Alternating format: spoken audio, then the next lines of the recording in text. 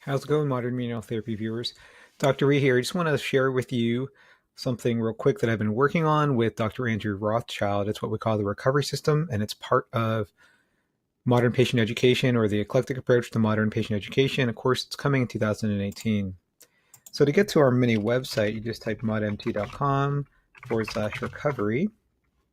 It takes you to the site that I built on Google Sites, which is mobile responsive. So the patient can use this along with their clinician who's trained in recovery system, or just otherwise who wants to use these steps to help log their recovery. Just kind of keeps them responsible and make sure they're right on track.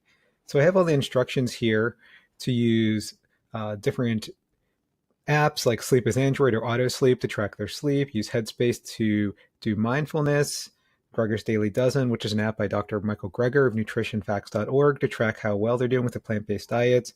They should take 2 walks, 2 20-minute walks a day, trying to sit for longer than 30 to 45 minutes at a time, get some general exercise, get on a strengthening program, and stay hydrated. There's an ebook that also gives you a bit of a background on why we want to do these things and actionable steps. That's just for clinicians and for patients. Getting back to the home, I'll show you how we can log this quickly. Every day at the end of the day, they're just going to type in their name so you know where it goes. Today's date, and then how responsible they were. How many walks did they take? How many sleep steps did they take? Greater than 10,000 steps, hopefully. The exercise, and what their score was. The score on the daily dozen should be at least between 60 and 80 or more, but something like all these things you eventually have to work up to. They hit submit when they're done. They can see their previous responses, but when they're done, the most important thing is that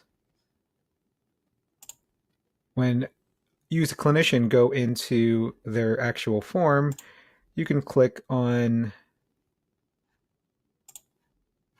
the spreadsheet, and then this just shows how well they did that day. And you can see that I've been messing around and filling this out several times today. You can see that when they start out, they'll probably have less steps. They won't be sleeping as well, because in general, people with chronic injuries or persistent pain states, they tend to have poor sleep. It's associated with that. It's not causative, but it's associated with that. They probably won't be moving around too much, and you can gently kind of prod them and encourage them to just do a little bit more of everything. And in general, they're going to feel better. They're going to recover better, have more energy. They may not have completely decreased pain if they have a persistent pain state, or they're otherwise centrally sensitized. But something like this is a very simple system that we hope to have other clinicians start adopting, just to have their patients have something to work forward to, and they can kind of log the road to recovery. So look for the recovery system, part of the eclectic approach to modern patient education, coming soon as both online and a live but streamed online certificate course.